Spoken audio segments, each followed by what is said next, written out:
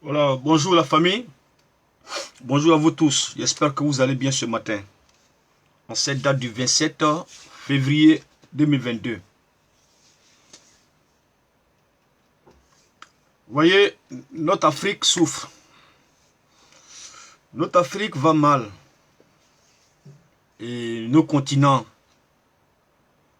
de jour en jour, ça nous étonne. De voir des choses qui se passent dans nos propres pays, dans nos propres continents. C'est grave. C'est grave. Aujourd'hui, nous allons parler un peu. Et quand j'ai pris le temps d'analyser cette vidéo,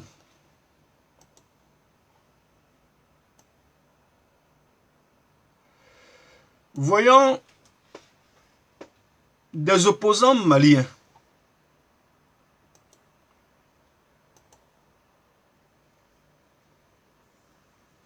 se retrouvant en Côte d'Ivoire avec le soutien de M. Alassane Dramane Ouattara, et ils sèment le désordre. Ils ne respectent ni rien. Et puis, eux, ils veulent gouverner un pays sans respecter les lois de leur propre pays. C'est grave, famille. Regardons, écoutons l'opposant soi-disant malien qui est en Côte d'Ivoire actuellement, avec le soutien d'Alassane Dramane Ouattara, a formé un gouvernement illégal, un gouvernement illégitime en Côte d'Ivoire. Voilà ce rebelle Dramane Ouattara. Voilà les mêmes choses qui se sont passées hier en Côte d'Ivoire. Les partis politiques et les associations regroupées au sein du mouvement Faso Dambé vous invitent tous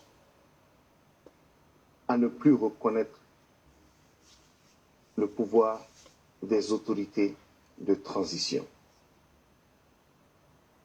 En effet, le colonel Assimi Goïta et son équipe ont réalisé l'exploit de faire pire que l'ancien régime d'Ibrahim Boubacar Keïta.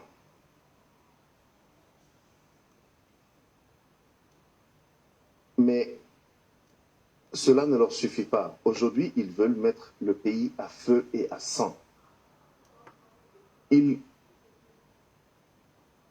sont dans le déni total de la démocratie et veulent entraîner avec eux tout un peuple. Malheureusement pour eux, les Maliens sont vigilants. Ce n'est pas la meute affamée de mendiants de luxe qui constituent leurs partisans qui va pouvoir imposer leur velléité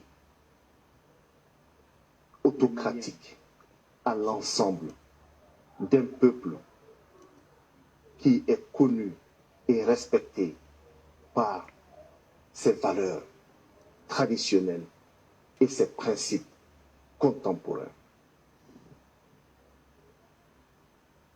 Le problème qui a été créé par Assimi Goïta et les membres de sa junte vient du fait qu'ils ne veulent pas organiser d'élections libres, démocratiques et crédibles dans notre pays, alors qu'ils se sont engagés à le faire dans un délai bien précis, alors que par 2 fois ils ont prêté serment devant la justice de notre pays. Aujourd'hui, ils décident tout simplement de se dédire et veulent trouver des subterfuges pour mettre en place leur plan machiavélique. Nous serons là, vigilants, et nous serons le rempart à cette ambition néfaste et nauséabonde pour notre pays. Le Mali est un pays de paix, un pays qui est un ensemble et une mosaïque de cultures. Nous avons toujours eu de très bonnes relations avec nos voisins. Nous avons toujours été dans la posture du sage de l'Afrique. Nous ne laisserons pas une équipe de parvenus, d'assoiffés et surtout d'incompétents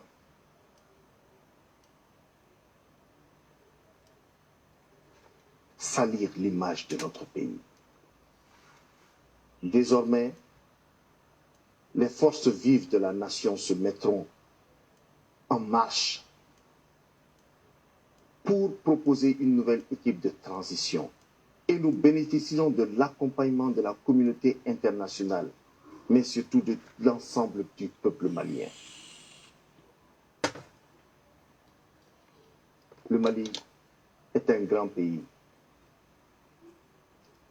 Même si aujourd'hui nous traversons ces difficultés dues à certains enfants belliqueux de notre patrie, nous saurons nous relever et prouver à la face du monde nos valeurs démocratiques et notre maturité politique. Je vous remercie. Dédicace à son Excellence, Monsieur le Président du mouvement républicain. Voilà. Nous venons d'écouter Ibrahima Kamara, opposant ivoirien, qui s'est retrouvé enfui suite à un coup d'état de la jeune militaire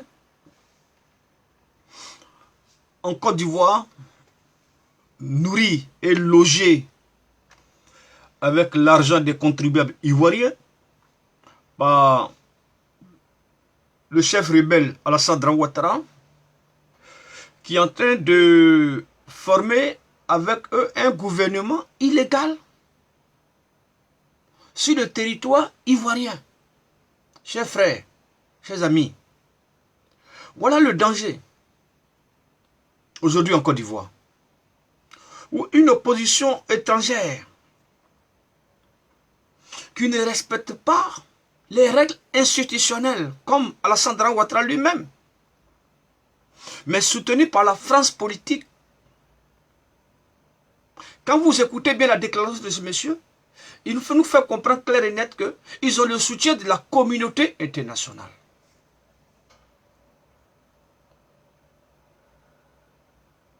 Et cela est dangereux. Il faut le dire non à ça. Chers frères, chers amis, chers Ivoiriens. On forme un gouvernement illégal sur nos territoires. Le peuple malien ont décidé de soutenir leurs jeunes militaires. Nous, ça ne nous regarde pas.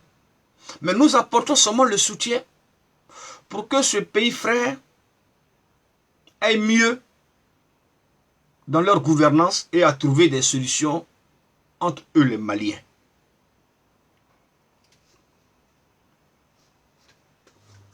Et vous voyez,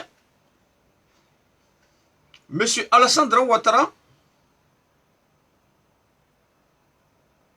a sous son épaule les opposants maliens et qui forment un gouvernement illégal, illégitime, anticonstitutionnel en Côte d'Ivoire. Et M. Ibrahima Kamara se déclare président du Mali. Mais quel est ce bordel?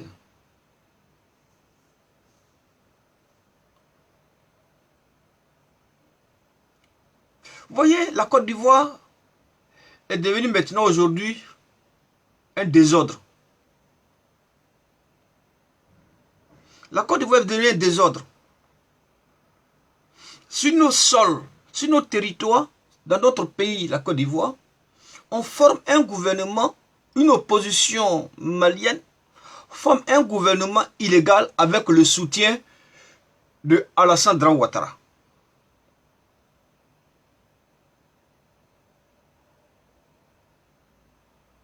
Voilà.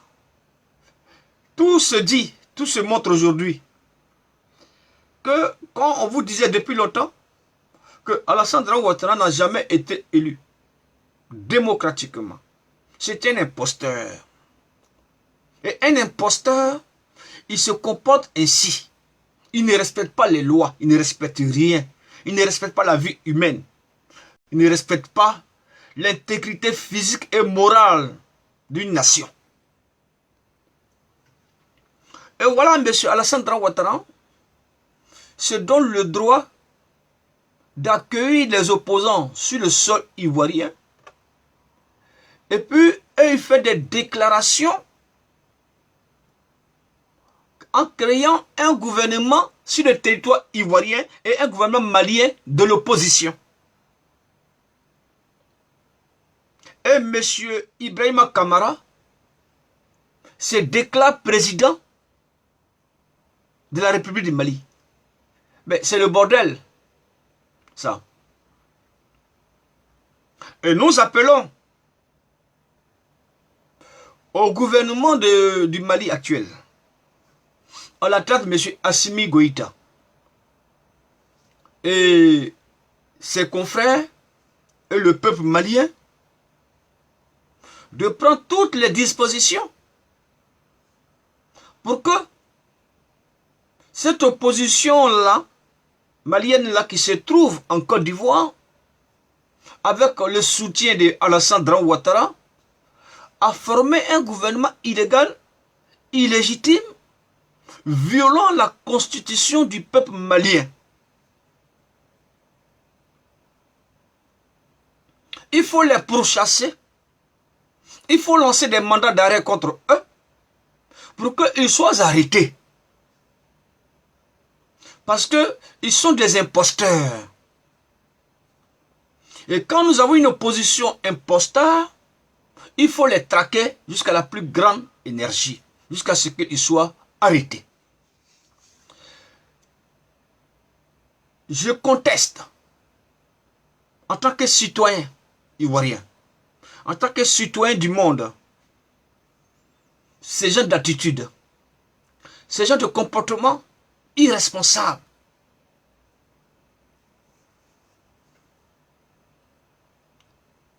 Le peuple malien s'est exprimé, a donné leur aval, leur souveraineté, avec la plus grande majorité du peuple malien, à la nouvelle junte militaire. Comprenons ici, ce n'est ni la communauté internationale qui édite un calendrier pour que les gens puissent aller aux élections. Ce n'est ni la CEDEAO, ni l'UEMOA, ni l'Union africaine qui décide dans un pays s'il doit y avoir élection ou il ne doit pas avoir élection. C'est le seul peuple malien qui décide. Et le peuple malien a décidé de soutenir M. Assimi Goïta, qui est le président aujourd'hui du Mali. Et il y a un groupe de personnes insignifiantes, minoritaires, qui siègent en Côte d'Ivoire avec le soutien d'Alassane Dramane Ouattara, et ils se donnent le droit de former un gouvernement illégal de l'opposition sur le sol ivoirien. Chers frères, chers amis, il faut dénoncer ça. C'est illégal, c'est illégitime. Voilà cet imposteur d'Alassane Ouattara qui sème le désordre dans la sous-région ouest-africaine. Voilà la Sandra Ouattara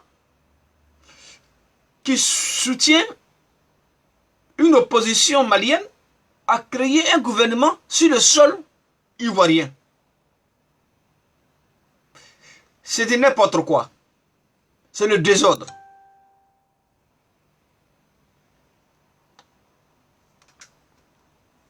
Nous allons réécouter le monsieur. Les partis politiques et les associations regroupées au sein du mouvement Faso Dambé vous invitent tous à ne plus reconnaître le pouvoir des autorités de transition. En effet, le colonel Assimi Goïta et son équipe ont réalisé l'exploit de faire pire que l'ancien régime d'Ibrahim Boubacar Keïta.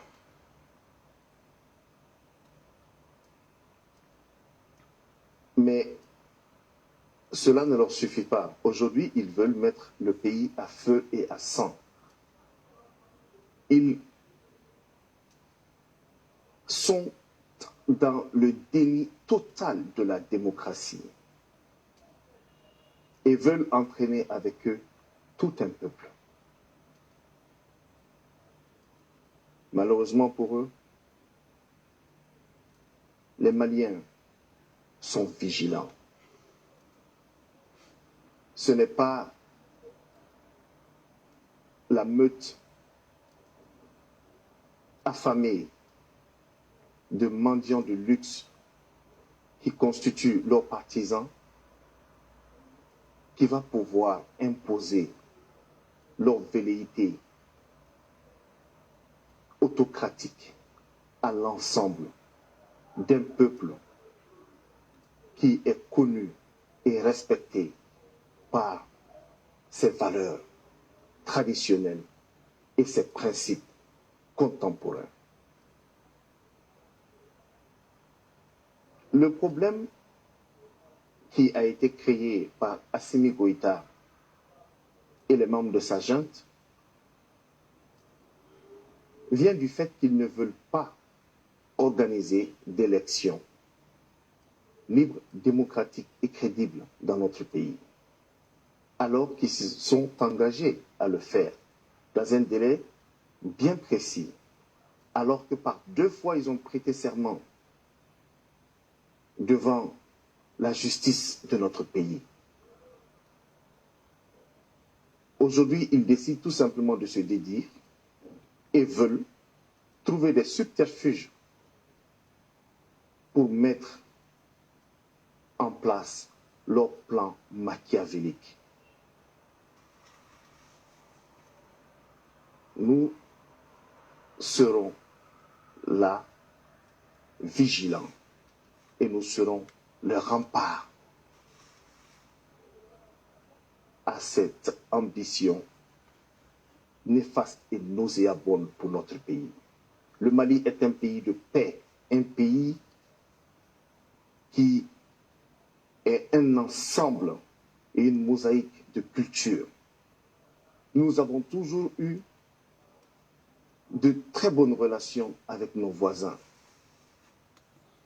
Nous avons toujours été dans la posture du sage de l'Afrique. Nous ne laisserons pas une équipe de parvenus, d'assoiffés et surtout d'incompétents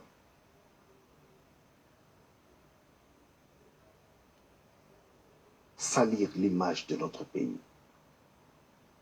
Désormais, les forces vives de la nation se mettront en marche pour proposer une nouvelle équipe de transition. Et nous bénéficierons de l'accompagnement de la communauté internationale, mais surtout de l'ensemble du peuple malien. Le Mali est un grand pays. Même si aujourd'hui nous traversons ces difficultés dues à certains enfants belliqueux de notre patrie, nous saurons nous relever et prouver à la face du monde nos valeurs démocratiques et notre maturité politique. Je vous remercie. Dédicace à son excellence, monsieur le président du mouvement républicain.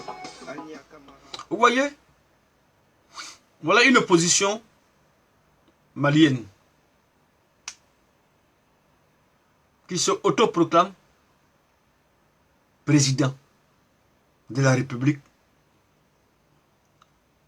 dans un autre territoire, dans un autre pays. Et ils attendent le soutien de la communauté, ils ont le soutien de la communauté internationale. Mais rentrez au Mali pour le faire. Est-ce que vous même vous asseoir en Côte d'Ivoire pour faire ça? Rentrez au Mali pour vous déclarer président. Au lieu de venir vous asseoir en Côte d'Ivoire, monsieur Ibrahima Kamara, opposant malien, d'après toi. Tu n'es pas un opposant. Tu es un terroriste. Tu es un vagabond. Tu es un irresponsable. Un vaurien.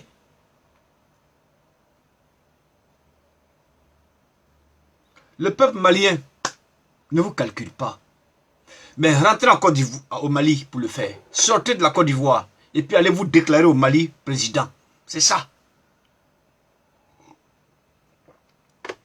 Parce que quand on se dit président aujourd'hui, on ne reste pas en dehors de la Côte d'Ivoire, en dehors du Mali, ni en Côte d'Ivoire, on rentre au Mali. Et puis on s'en va maintenant imposer ces règles. Ouais, vous êtes des malades, monsieur. Ça ne va pas chez vous. Et voilà que M. Alassane Ouattara, qui soutient les rebelles, qui soutient l'illégalité. Chers frères, je vais vous faire écouter une vidéo de la première dame de Côte d'Ivoire.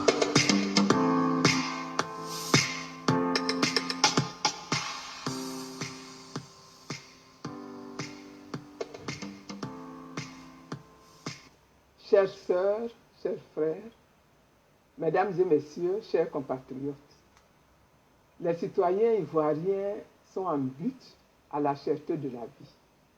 Un problème récurrent ces dernières années. Ce problème est devenu très préoccupant dans notre nation ces temps-ci. Je voudrais exprimer ma solidarité au peuple de la Côte d'Ivoire et à chaque famille qui en souffre au quotidien.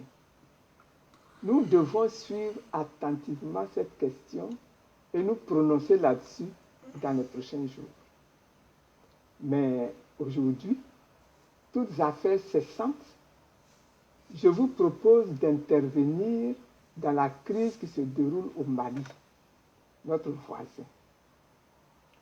Mesdames et messieurs, chers compatriotes, le mardi Mettre le pays à feu et à sang. 2022, Et à Abidjan, j'ai entendu M.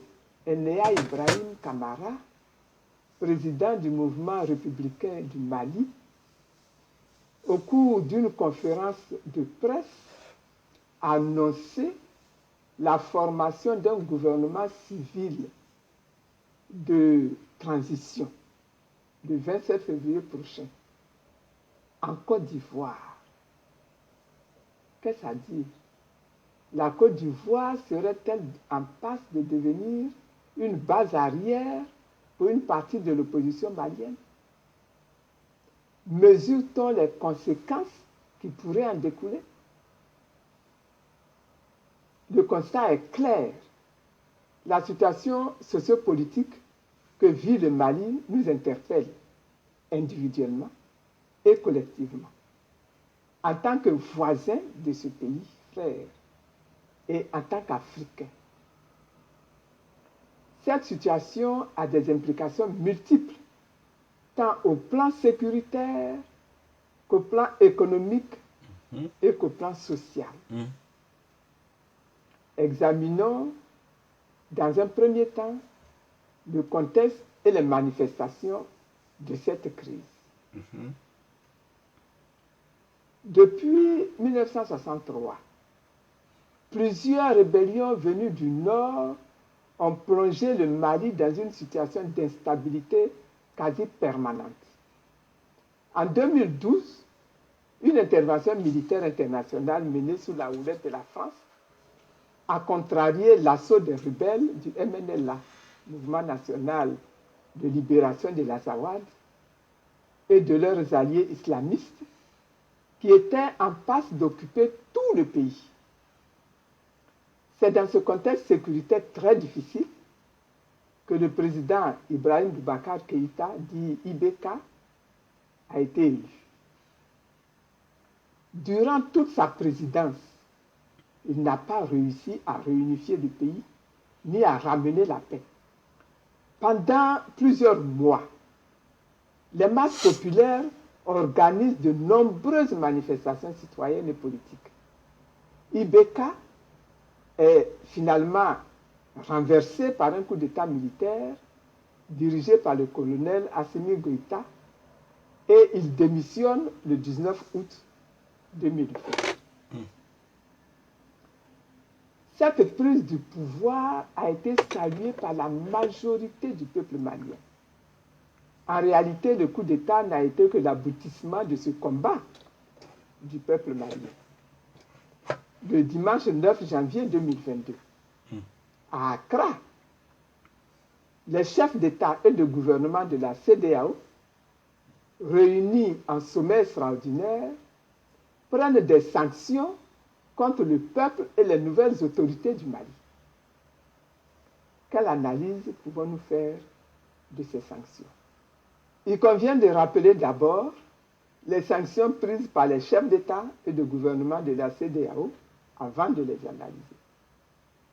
Ce sont, premièrement, la fermeture des frontières terrestres et aériennes entre les pays de la CEDEAO et le Mali. Deuxièmement, la suspension de toutes les transactions commerciales et financières entre les pays de la CEDEAO et le Mali, à l'exception des produits alimentaires de grande consommation, des produits pharmaceutiques, des matériels et équipements médicaux, y compris ceux prévus pour la lutte contre la COVID-19, des produits pétroliers et de l'électricité. Il s'agit du gel des avoirs de la République du Mali dans les banques centrales de la CEDEAO, du gel des avoirs de l'État malien et des entreprises publiques et parapubliques dans les banques commerciales des pays de la CEDEAO, de la suspension de toute assistance et transactions financières en faveur du Mali par les institutions de financement de la CEDEAO, particulièrement la BIDC, Banque d'investissement et de développement de la CEDEAO, et la BOAD, Banque ouest-africaine de développement. Il s'agit de l'activation de la force en attente de la CEDEAO.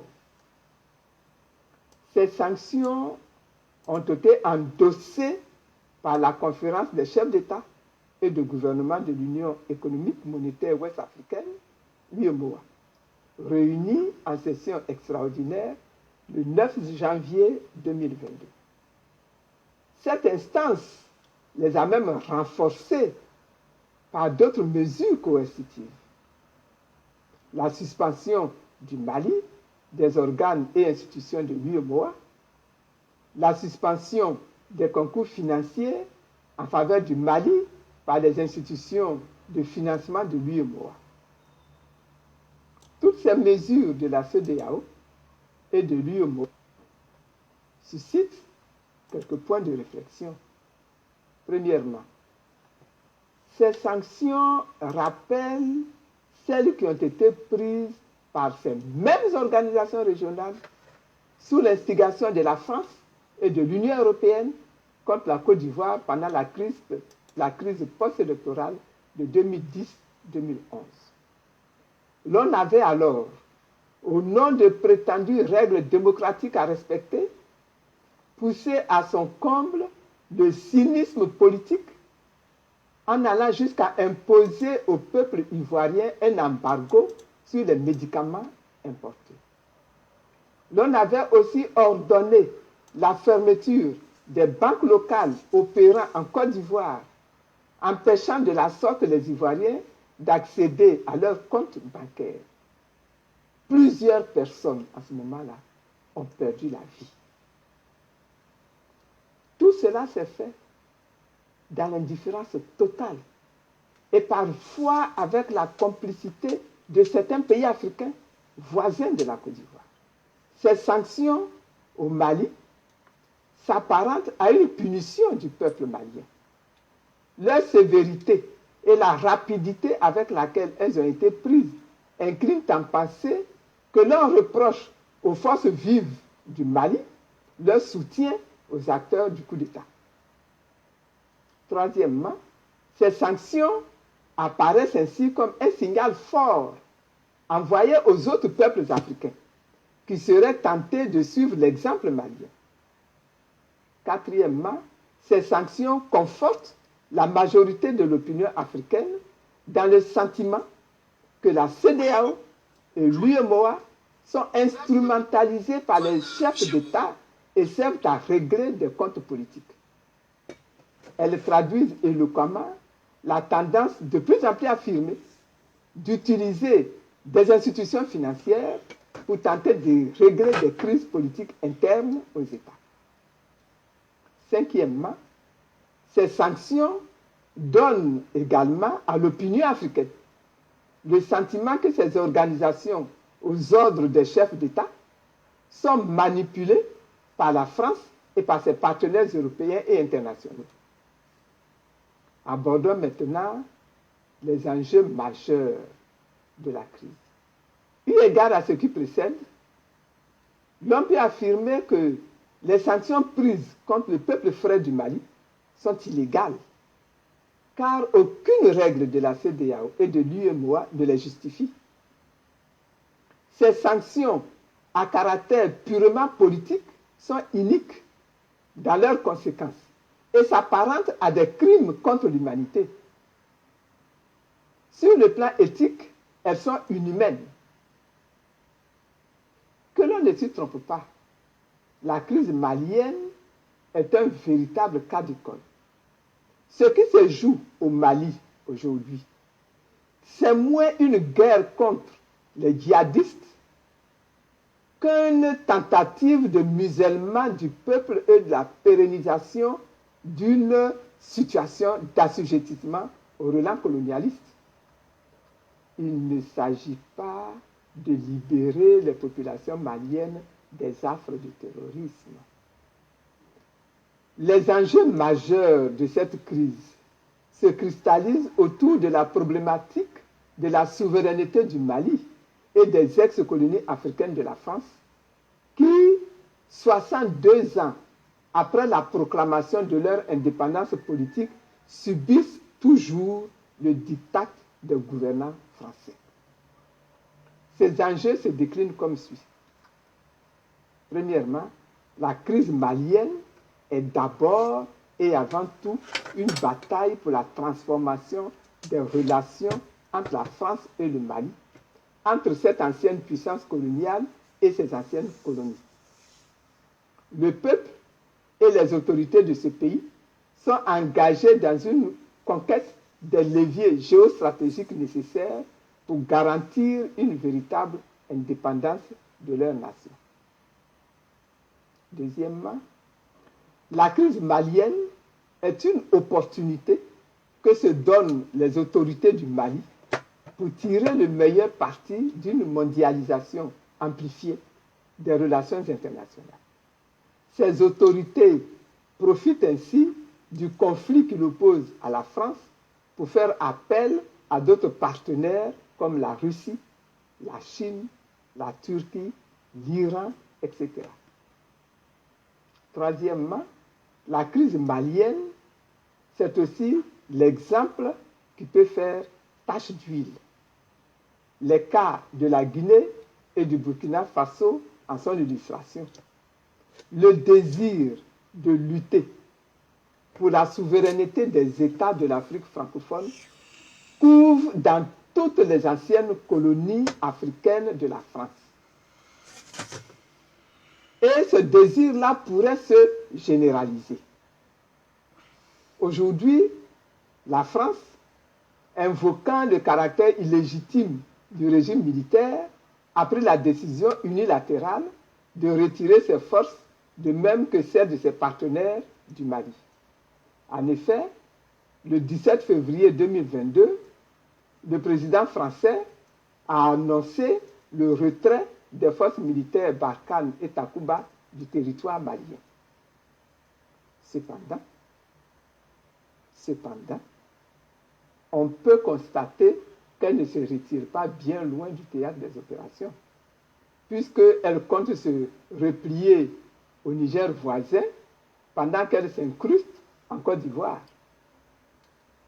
Au moment où cet autre épisode de la crise commence, le Mali, ce pays frère, a plus que jamais besoin de notre soutien sans réserve. Cette position de soutien que j'adopte ne contredit en rien mon attachement viscéral au principe de l'accession au pouvoir par les urnes.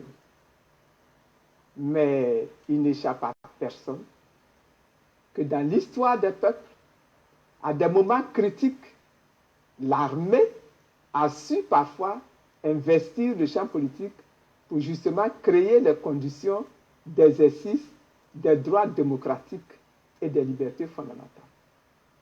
C'est pourquoi, conformément à ma vision d'une Afrique digne, souveraine et prospère, j'affirme ma solidarité aux peuples frères et aux autorités du Mali.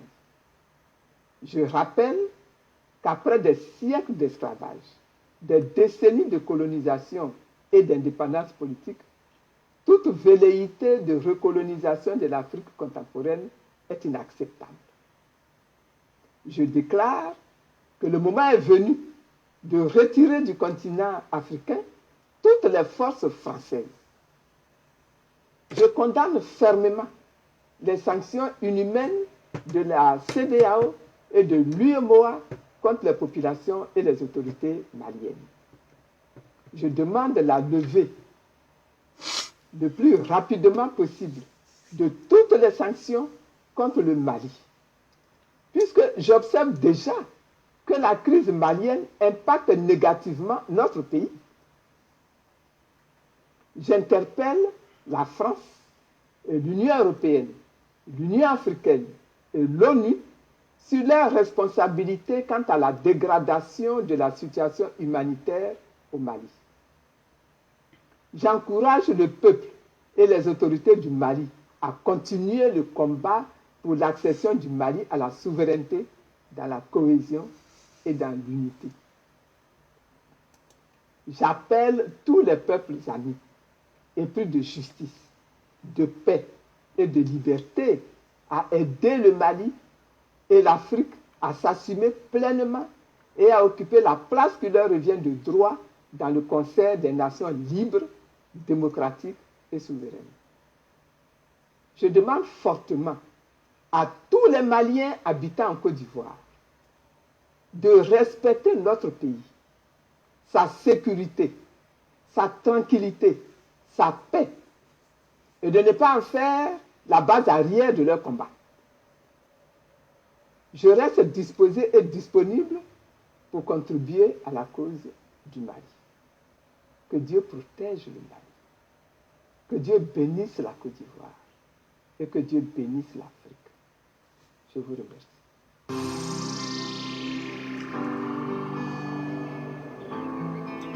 Voilà, ici nous venons d'écouter la présidente du mouvement des générations capables, qu'on appelle Simone Yves Gbagbo, la première dame de Côte d'Ivoire, qui s'est penchée un peu sur ces situations-là qui prévoient actuellement en Côte d'Ivoire.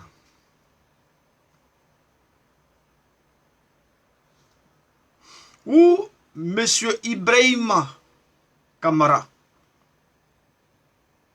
ce fugitif malien, il faut qu'on lui dise ça. Il faut qu'on dise ça à Alassane Ouattara. C'est un imposteur qui est à la tête de notre pays.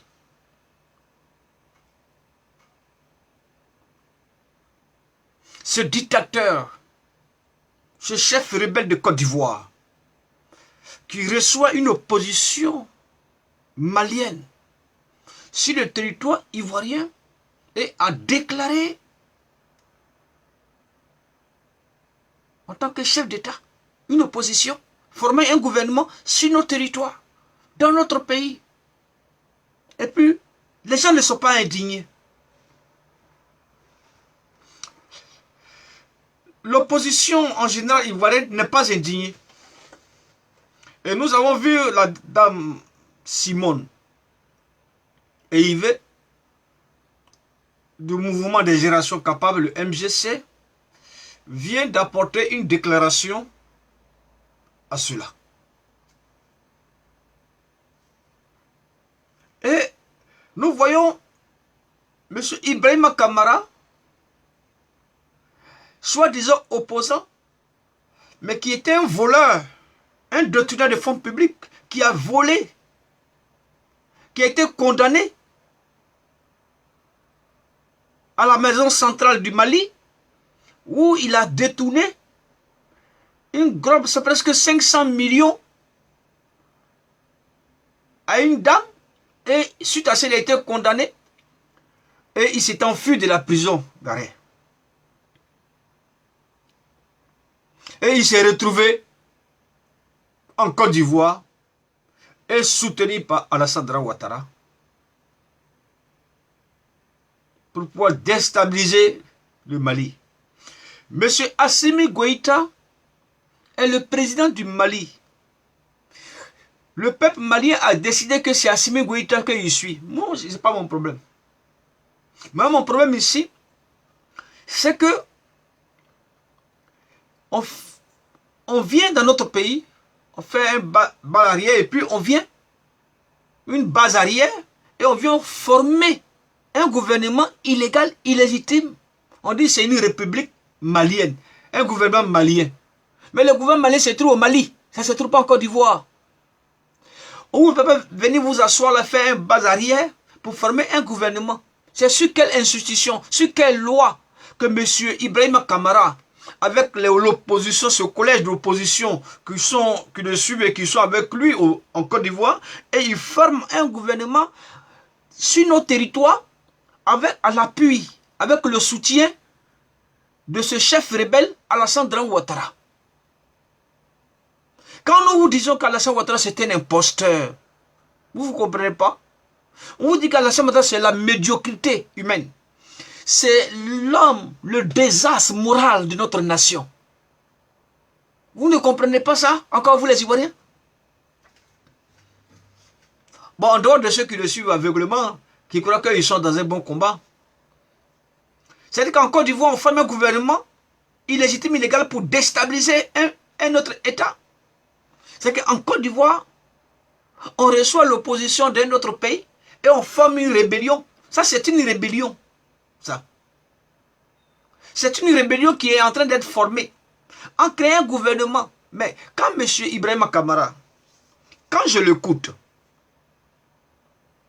il se base sur quelle institution, sur quelle constitution ou sur quelle loi, lui, pour former un gouvernement, il a été élu par qui? Qui l'a proclamé président du Mali? Voilà ce désordre-là que nous continuons en train de vivre avec le soutien de la communauté internationale et de la France politique et avec les chefs d'État pantins de notre continent. Il faut dire non à ça. Il faut dire non à ça.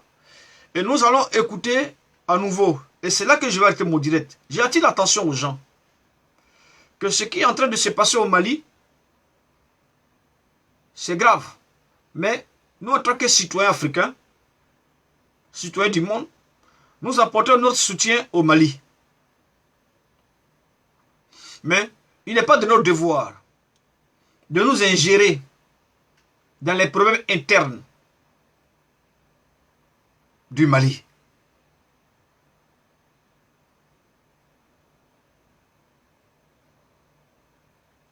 Mais nous devons apporter notre soutien à travers ce que nous constatons et à dénoncer les choses qui ne sont pas bonnes. Mais venir soutenir un groupe de personnes illégales à l'extérieur du territoire légal avait déclaré un gouvernement sur un autre territoire, c'est une rébellion. Et je conteste cela avec la plus grande énergie. Et je demande au peuple malien, je demande au gouvernement malien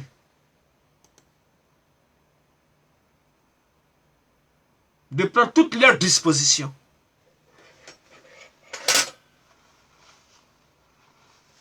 Monsieur Assimi Goïta, président du Mali, il y a M. Dogbo Kipré qui te parle. Je ne suis pas malien. Mais je suis un Africain. Épris de paix et de justice. Écoute bien cette vidéo. Je ne la référais pas. Mais j'attire ton attention. Toute l'opposition du Mali qui ne respecte pas les règles institutionnelles du Mali, qu'il soit à l'intérieur ou à l'extérieur, il faut les oublier.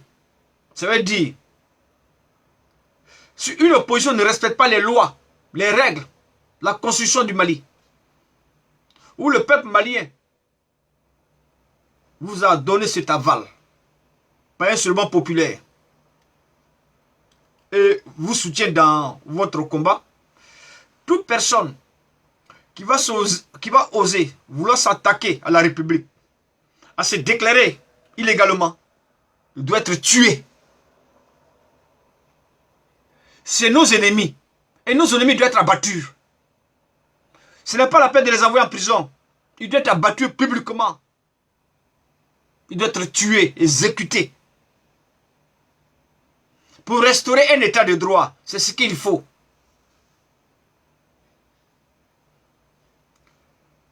Monsieur Assimi Goïta, avec ton gouvernement, je pense que vous avez entendu.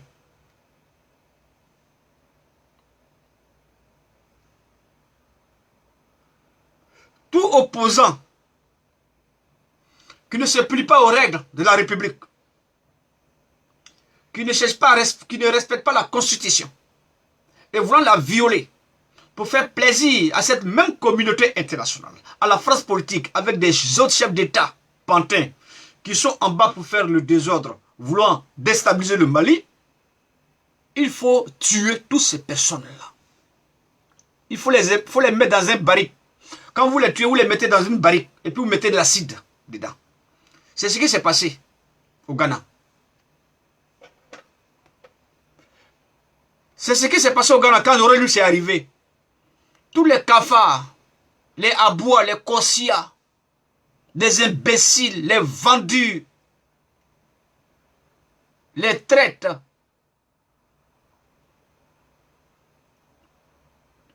ont été exécutés. Et ce n'est pas parti quelque part. Les gens ont parlé un moment, après ils sont passés à autre chose. La République avance. Monsieur Assimi Goïta, je vais attirer ton attention ici. Je vais te faire écouter encore ce que tu as écouté. Mais je vais te faire écouter mot par mot.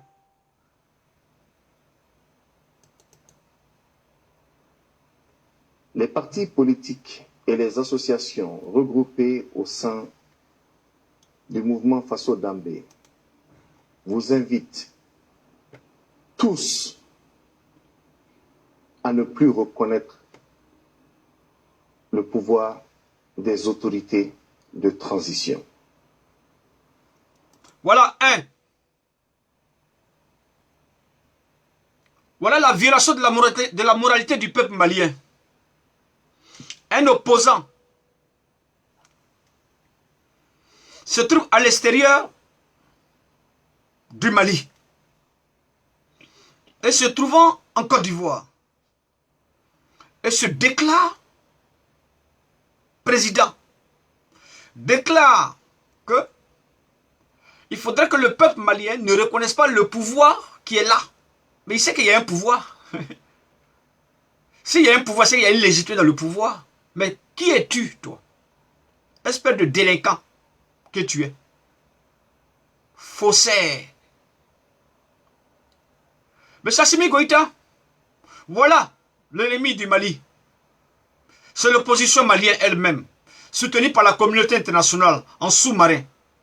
Et M. Alassane Dramane Ouattara, l'imposteur, le chef rebelle de Côte d'Ivoire, le criminel et génocidaire.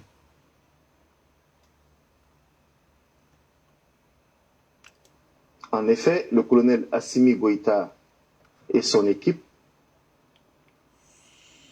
ont réalisé l'exploit de faire pire que l'ancien régime d'Ibrahim Boubacar Keïta. Voilà ce qui s'est passé en Côte d'Ivoire autrefois, M. Assimi Goïta. Quand il y a eu la propagande de cette opposition rebelle, criminelle, des insurgés, M. Assimi Goïta, nous sommes Ivoiriens.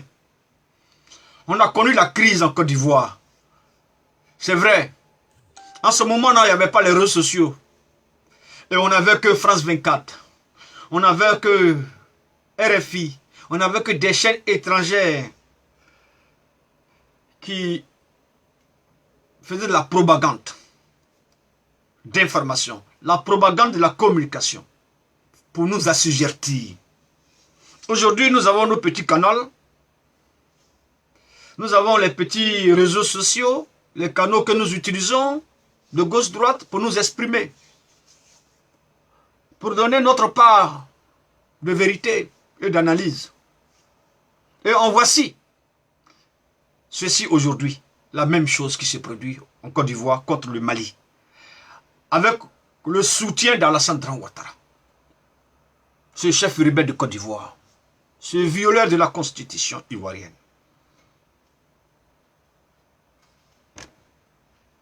Excusez. Et M. Ibrahima Kamara, un opposant, d'après lui, qui n'a pas même de militant dans sa base en tant qu'opposant, mais qui est un voleur. C'est un voleur. Il a été condamné. Il a fui la prison. C'est un déserteur de prison.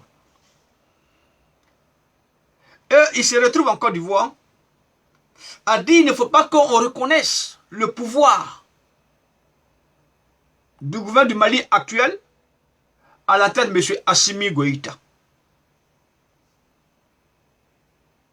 C'est un désastre.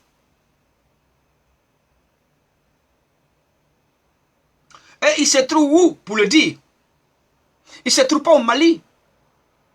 Si c'était au Mali, il faisait ça, c'était leur problème, j'allais régler. Mais il se retrouve en Côte d'Ivoire. Dans mon pays, dans notre pays, qui est la Côte d'Ivoire, a fait ce genre de déclaration irresponsable, immorale.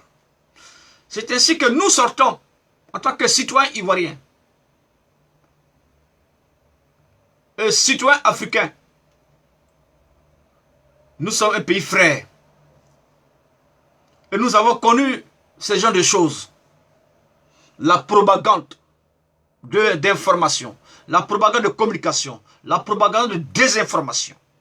Et voilà ce que se passe aujourd'hui avec cet opposant, avec ce groupement d'opposants qui se sont réunis, qui sont en Côte d'Ivoire, qui se donnent le droit de former un gouvernement sur notre territoire, avec l'aval du chef rebelle de Côte d'Ivoire, Alassane Dramane Ouattara. C'est grave. Cela me désole. Cela ne me chante pas. Je dis non à cette imposture. Avec la plus grande énergie. M. Assimi Goïta prend toutes les dispositions. Il faut les oublier. Il faut les arrêter et puis les envoyer au cimetière. C'est ça leur but. Et quand ils viennent, agir sévèrement, sans pitié. Mais il faut raser, mais toute leur famille, il faut le faire. C'est l'intérêt suprême de la nation qui est en danger là, qui est en jeu ici. C'est l'intérêt suprême du Mali qui est en jeu. Moi, je vous parle ouvertement. Je vous parle à yeux ouverts, à visage découvert. Nous refusons l'imposture. Nous refusons ce genre de comportement. Le peuple malien s'est exprimé. Elle a dit, c'est Assimi Goïta. Laissez-les travailler.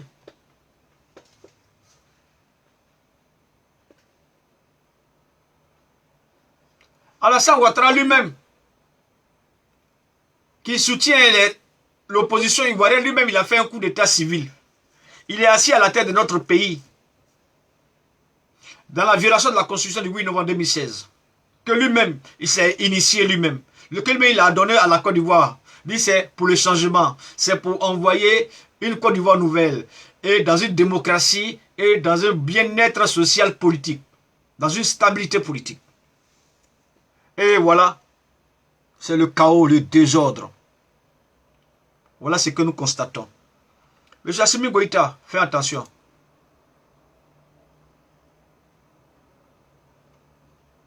Mais cela ne leur suffit pas. Aujourd'hui, ils veulent mettre le pays à feu et à sang. Ah bon? Ils sont dans le déni total de la démocratie. Ah bon? Et veulent entraîner avec eux tout un peuple. Ah bon? Malheureusement pour eux, les Maliens sont vigilants. Ce n'est pas la meute affamée de mendiants de luxe qui constituent leurs partisans qui va pouvoir imposer leur velléité autocratique à l'ensemble d'un peuple qui est connu et respecté par ses valeurs traditionnelles et ses principes contemporains. Le problème qui a été créé par Assimi Goïta et les membres de sa junte vient du fait qu'ils ne veulent pas organiser d'élections libres, démocratiques et crédibles dans notre pays. Ah bon? Alors qu'ils se sont engagés à le faire dans un délai bien précis, alors que par 2 fois ils ont prêté serment.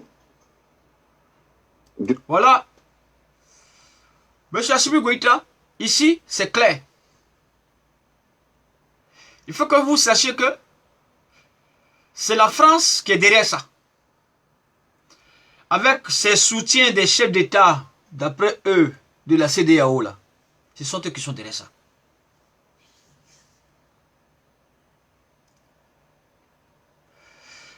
À cet instant que je suis en train de vous donner réellement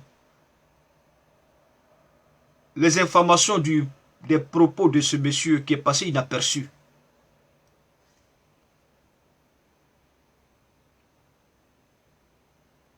Monsieur Assimi Goïta, il est temps de prendre les décisions. Il faut radier définitivement ces partis politiques-là dans vos bases institutionnelles. Elles n'ont plus le droit d'exercer en tant qu'opposants sur le territoire malien. Jusqu'à ce que ils soient arrêtés, tous, un à un, pour répondre de leurs actes de viol de la constitution malienne. Il faut dissoudre définitivement tous ces opposants-là, tous ces partis politiques de l'opposition qui se sont retrouvés en Côte d'Ivoire, à ne pas exercer à nouveau avec leur entité politique. Monsieur Assimi Goïta, voilà. Ça veut dire que maintenant, quand vous allez commencer à le faire, vous allez voir maintenant que ce n'est plus une opposition qui s'exprime. C'est un groupe de rebelles. C'est que là, vous aurez maintenant la force de pouvoir attaquer ces rebelles-là. Parce que s'ils restent en tant que toujours avec leur entité politique dans cette coalition qu'ils ont créée pour créer soi-disant leur république, en Côte d'Ivoire, il faut dissoudre toutes ces entités politiques-là, reconnues peut-être sans doute par le ministère de l'Intérieur, je ne sais pas quel est votre service qui reconnaît les entités politiques, mais il faut dissoudre toutes ces entités politiques-là. C'est-à-dire qu'ils ne sont plus opposants politiques chez vous. Ils sont des rebelles maintenant. Parce que dès l'instant qu'ils déclareront, ils ne vont plus déclarer au nom de leur entité politique parce qu'elle a été dissoute complètement par l'État, par le gouvernement. Et on va voir maintenant sur quoi maintenant ils vont se baser pour parler.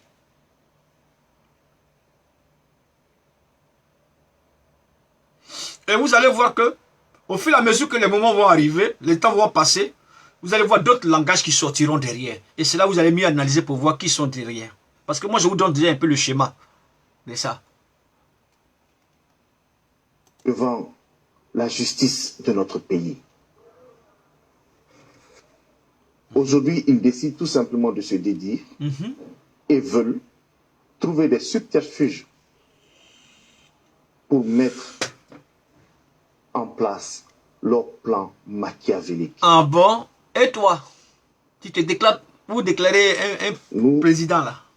Serons là, vigilants, et nous serons le rempart à cette ambition néfaste et nauséabonde. Tu as compris? Assimi Goïta. C'est clair ici. C'est un groupe de rebelles qui est là. Ils seront le rempart.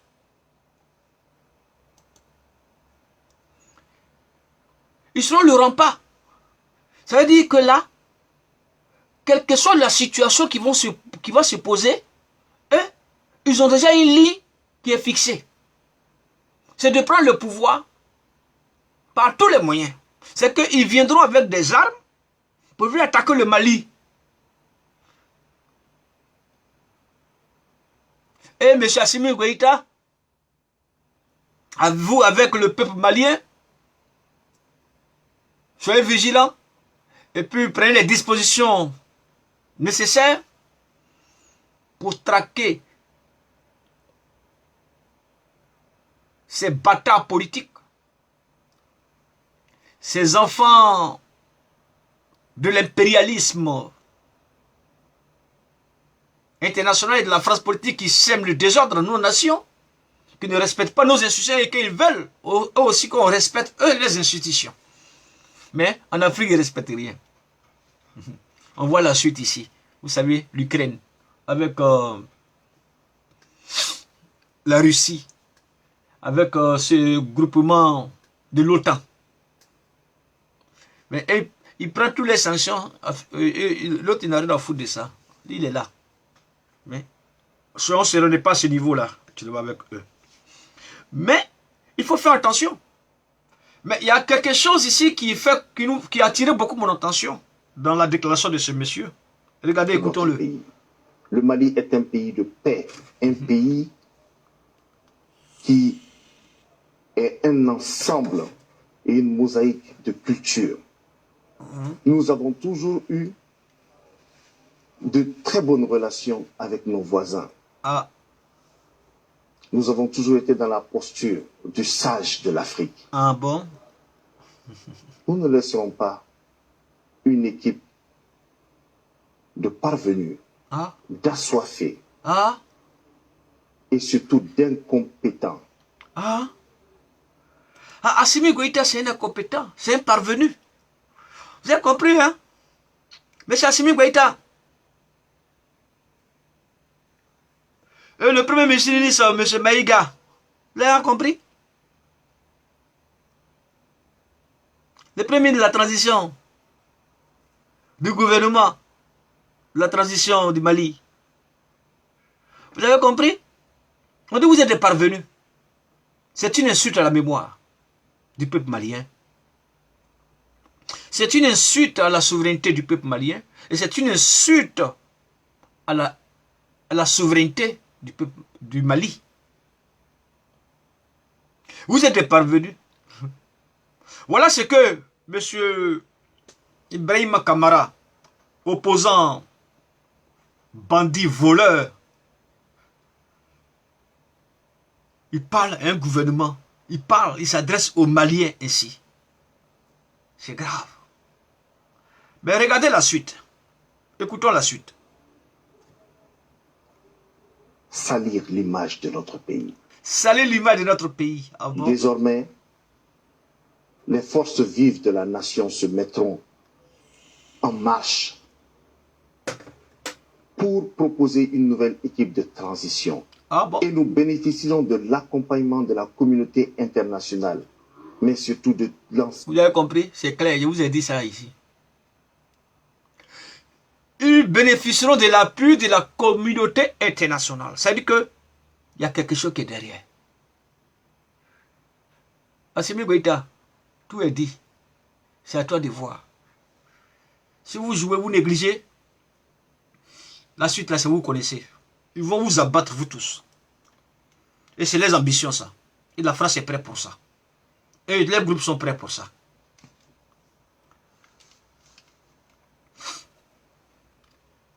Il faut comprendre ici, M. Assimi Goïta. C'est la même chose qu'ils ont fait en Côte d'Ivoire. Dans la propagande. On a envoyé une opposition rebelle. Hier, qu'on appelait le RDR. Aujourd'hui, on nous fait comprendre qu'ils sont RADP. Soi-disant des ufouettismes. Mais qui sont toujours dans une manigance de destruction, de désorientation, de fausseté, de crimes, de déstabilisation des autres États, de comportement moribond qui n'est pas bon dans nos sociétés africaines. Ou qui s'asseyent là et puis ils décident. Monsieur Assimi Goïta, c'est toi qui vois. La suite. Vous saviez, Monsieur Assimi Goïta, je vais te faire écouter quelque chose avant que je vais terminer. Tu sais, au Rwanda, il y a eu le génocide rwandais. À ce temps-là, c'était le président Galeris Gestin, père à son âme, qui est mort. Il n'a jamais reconnu le génocide rwandais. Ils ont tué les Tutsis. Les Hutus, ils ont monté les Hutus contre les Tutsis. Et on les a tués. Il y avait presque des milliers de morts. Malgré qu'ils avaient envoyé l'armée française, malgré qu'ils avaient envoyé leurs forces militaires pour s'interposer contre cette guerre civile qui a été déclarée par eux-mêmes, mais ils viennent par faire semblant pour faire une interposition. Et dans cette interposition, au lieu de sécuriser les gens qui sont vulnérables, non. Ils ont laissé les Hutus s'attaquer aux Tutsis. Et il y a eu des milliers de morts, ça a déclaré une guerre civile et la suite lancée. Parce que ce génocide rwandais, c'est une histoire réellement vécue, mais la France n'a pas reconnu cela. Mais au fur et à mesure que M. Paul Kagame ayant pris le pouvoir après, et il a commencé aujourd'hui à travailler pour le Rwanda, mais l'histoire de ce génocide-là est là. Mais elle est écrite, elle se vit. Et il y a des Rwandais, que ce soit les Hutus, les Tutsis, il y a eu des victimes de tous les côtés. Mais la plus grande majorité de ces victimes-là, de ces morts-là, de ces atrocités-là, c'était les Tutsis. Assimi Goïta, peuple ivoirien, peuple africain. Regardez, la France aujourd'hui se voit sur l'échelle mondiale comme un État de criminels qui soutient les dictateurs, qui forment des groupes de rebelles, d'islamistes pour attaquer les autres États, pour pouvoir mieux les dominer et venir s'interposer eux-mêmes pour faire un semblant qu'ils viennent aider, mais ils font autre chose derrière. Regardez, M. Macron est parti au Rwanda. Regardez, quand j'écoute la déclaration de M. Emmanuel Macron, je rigole. Bon, au moins, il a reconnu qu'eux, ils ont tué. Parce que cette affaire de génocide rwandais, c'est un dossier lourd. Même les Belges ont reconnu. Le mémorial qui se trouve à Gisozi, c'est un quartier de la capitale, où sont inhumés plus de 250 000 victimes d'ailleurs de ce génocide rwandais de 1994. Alors vous avez bien dit que c'était le génocide des Tutsis et donc je pense que le président Macron va s'incliner devant les victimes du génocide Tutsi, c'est-à-dire, et j'ai une pensée pour elle en ce moment parce que c'est vraiment très émouvant de ce point de vue-là, et s'il le fait, il va vraiment se grandir. J'ai une pensée en particulier pour les enfants qui ont été tués parce que Tutsi, et c'est ça, quand on dit le génocide des Tutsis, c'est ça que ça veut dire, et parce que des extrémistes Hutus ont voulu garder le pouvoir et ont organisé de façon très moderne ce génocide en mobilisant la population Seul celui autour qui a d'eux. traversé la nuit peut la raconter. Excusez-moi, on écoute le président qui s'exprime en direct Ce sont du ces Rwanda. paroles, empreintes de gravité et de dignité, qui résonnent en ce lieu, ici, au mémorial de Gisozi, à Kigali. Raconter la nuit. Ces paroles convoquent un insondable silence. Le silence de plus d'1 million d'hommes, de femmes, d'enfants, qui ne sont plus là pour raconter cette interminable éclipse de l'humanité, ces heures où tout s'est tu. Elle nous raconte la course éperdue des victimes, la fuite dans la forêt ou dans les marais, une course sans arrivée et sans espoir, une traque implacable qui reprenait chaque matin, chaque après-midi, dans une terrible et banale répétition du mal. Ah bon. Elles nous font entendre la voix de ceux qui, après avoir trébuché, ont affronté la mort ou la torture de leur bourreau sans un cri, parfois pour laisser s'enfuir un proche, un parent, un enfant, un ami, qu'ils avaient protégé jusqu'à leur dernier souffle. Ces voix qui se taisaient quand montait, à l'aube, l'insoutenable euphorie des chants de rassemblement de ceux qui tuaient ensemble et de ceux qui partaient dans leur vocabulaire dévoyé au travail. Ce lieu leur restitue tout ce dont on avait tenté de les priver. Un visage, une histoire, des souvenirs, des envies et des rêves, et surtout, une identité, un nom, tous les noms, gravés un à un, inlassablement, sur la pierre éternelle de ce mémorial. Ibuka, souviens-toi. Ces paroles nous font entendre aussi la voix de ceux qui portent la plaie de cette nuit, ceux qui portent la blessure béante d'avoir été là et d'être encore là. Ceux dont nous n'avons écouté la souffrance ni avant, ni pendant, ni même après. Et c'est peut-être là le pire. Survivants, rescapés, orphelins. C'est grâce à leur témoignage, à leur courage, leur dignité, que nous mesurons combien il ne s'agit pas de chiffres ou de mots, mais de l'irremplaçable épaisseur de leur vie. Ces paroles disent une tragédie qui porte un nom, génocide.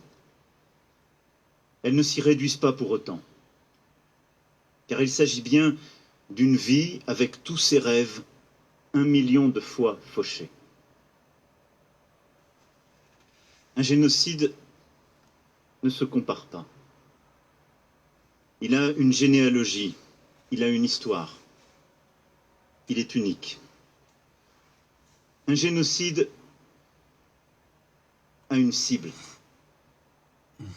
Les tueurs n'ont eu qu'une seule obsession criminelle, l'éradication des Tutsis, de tous les Tutsis, des hommes, des femmes, leurs parents, leurs enfants. Cette obsession a emporté tous ceux qui ont voulu y faire obstacle, mais elle n'a jamais perdu sa cible. Un génocide vient de loin. Il se prépare. Il prend possession des esprits, méthodiquement, pour abolir l'humanité de l'autre. Il prend sa source dans des récits fantasmés, dans des stratégies de domination érigées en évidence scientifique. Il s'installe à travers des humiliations du quotidien, des séparations, des déportations. Puis se dévoile la haine absolue, la mécanique de l'extermination. Un génocide ne s'efface pas. Il est indélébile. Il n'a jamais de fin.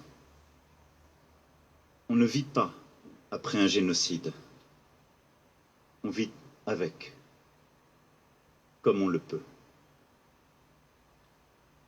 Au Rwanda, on dit que les oiseaux ne chantent pas le 7 avril, parce qu'ils savent. C'est aux hommes qu'il appartient de briser le silence. Et c'est au nom de la vie que nous devons dire, nommer, reconnaître.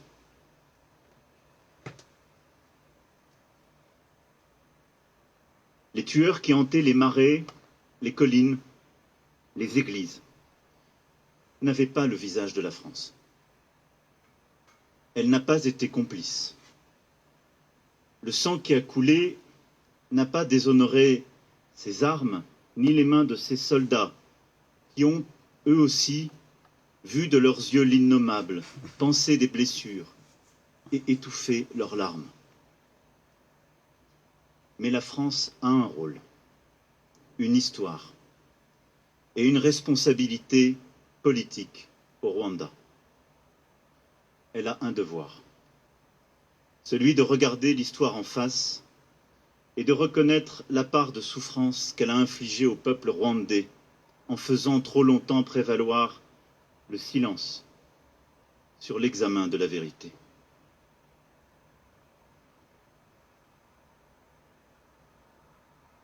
En s'engageant dès 1990 dans un conflit dans lequel elle n'avait aucune antériorité, la France n'a pas su entendre la voix de ceux qui l'avaient mise en garde. Ou bien a-t-elle surestimé sa force en pensant pouvoir arrêter ce qui était déjà à l'œuvre? La France n'a pas compris qu'en voulant faire obstacle à un conflit régional ou une guerre civile, elle restait de fait aux côtés d'un régime génocidaire. En ignorant les alertes des plus lucides observateurs, la France endossait alors une responsabilité accablante dans un engrenage qui a abouti au pire, alors même qu'elle cherchait précisément à l'éviter. À Arusha,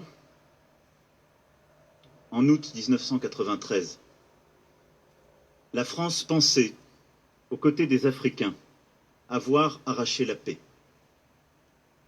Ses responsables, ses diplomates y avaient œuvré, persuadés que le compromis et le partage du pouvoir pouvaient prévaloir. Ces efforts étaient louables et courageux. Mais ils ont été balayés par une mécanique génocidaire qui ne voulait aucune entrave à sa monstrueuse planification. Lorsqu'en avril 1994, les bourreaux commencèrent ce qu'ils appelaient odieusement leur travail. La communauté internationale mit près de 3 mois, 3 interminables mois, avant de réagir. Vous savez comment Emmanuel Macron il est? Tous abandonné des centaines de milliers de victimes à cet infernal huis clos. Au lendemain, alors que des responsables français avaient eu la lucidité et le courage de qualifier le génocide, la France n'a pas su en tirer les conséquences appropriées. Depuis, 27 années de distance amère se sont écoulées. 27 années d'incompréhension, de tentatives de rapprochement sincères mais inabouties. 27 années de souffrance pour ceux dont l'histoire intime demeure malmenée par l'antagonisme des mémoires. Alors, en me tenant avec humilité et respect à vos côtés, ce jour, je viens reconnaître nos responsabilités. C'est ainsi poursuivre l'œuvre de connaissance et de vérité que seule permet la rigueur du travail, de la recherche et des historiens. Et nous le poursuivrons encore en soutenant une nouvelle génération de chercheurs, de chercheuses qui ont courageusement ouvert un nouvel espace de savoir. En souhaitant qu'aux côtés de la France, toutes les parties prenantes à cette période de l'histoire rwandaise ouvrent à leur tour toutes leurs archives. Reconnaître ce passé, c'est aussi et surtout poursuivre l'œuvre de justice, en nous engageant à ce qu'aucune personne soupçonnée de crime de génocide ne puisse échapper au travail des juges. Ah bon? Reconnaître ce passé, notre responsabilité, est un geste sans contrepartie.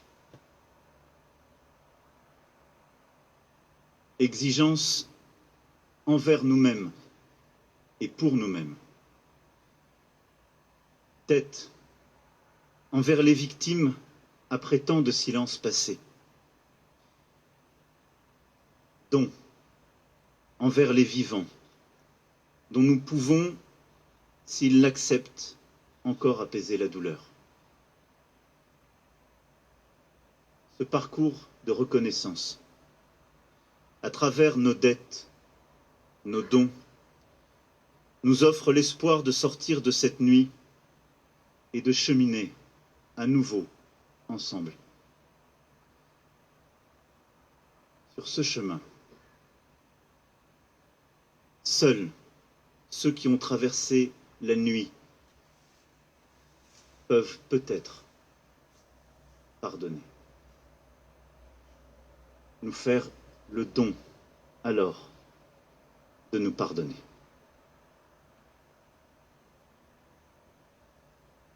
Diibuka, Diibuka,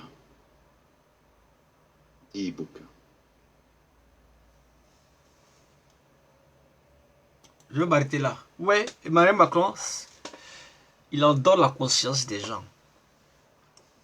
Même aujourd'hui, la France vient reconnaître le génocide ougandais.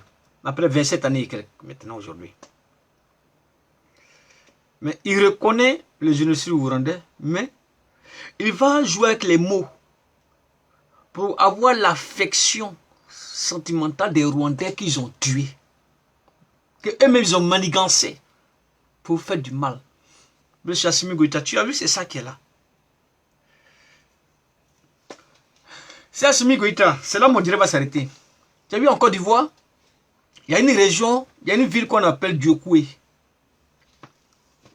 Et cette ville-là, qu'on appelle Diokoué, il y a une ethnie là-bas, on les appelle les guérés. On les appelle les ouais, si tu veux. Parce qu'ils englobent beaucoup de régions, tout ça là, de cantons, tout ça là. Et dans cette ville-là qu'on appelle Diokoué là, les populations les appellent les Oué. Ils ont été génocidés. Jusqu'à aujourd'hui, ça fait 12 ans. Malgré les gens ont été génocidés, la France avec son géole, Alassane Dramane Ouattara, le génocidaire, le criminel, l'imposteur, ne reconnaît pas le génocide.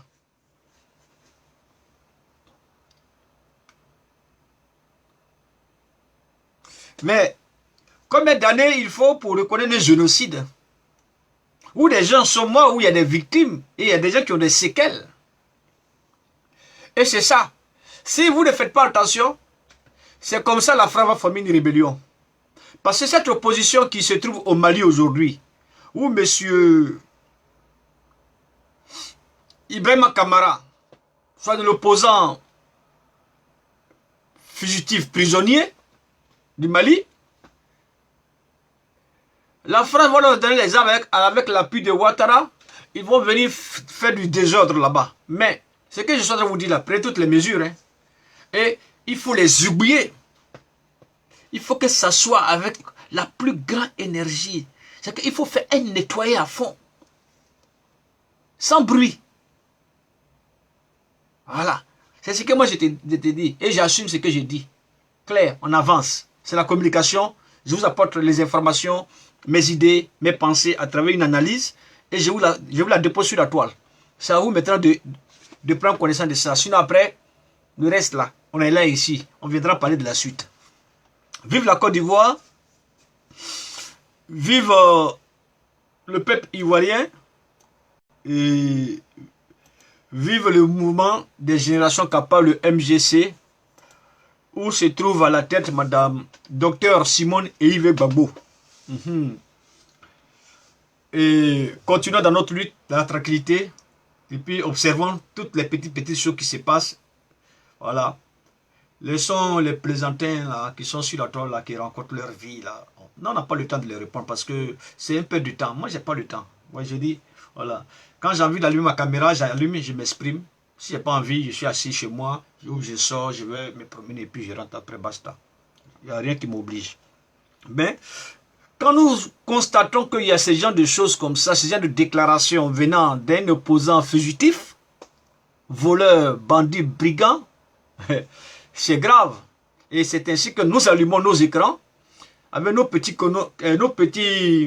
connexions là, avec les peu de personnes qui nous écoutent. Mais on est écouté quand même. On est écouté, je sais combien de personnes qui m'écoutent. Voilà, voilà, j'ai le quota de ça. Mais comme c'est une petite chaîne, on n'a pas l'argent à faire avec. Mais on va continuer à communiquer et à vous donner les informations que vous allez écouter dans le direct. Et puis on va avancer petit à petit. Mais il faut comprendre, vous, le peuple malien, et à la tête le président Assimi Goïta et son gouvernement, tous ensemble, soyez un pour l'intérêt du Mali. Et toute personne qui viendra vous affronter, venant violer vos institutions, il doit avoir la rigueur. C'est-à-dire que pas de sentiments. Voilà. Pas de sentiments.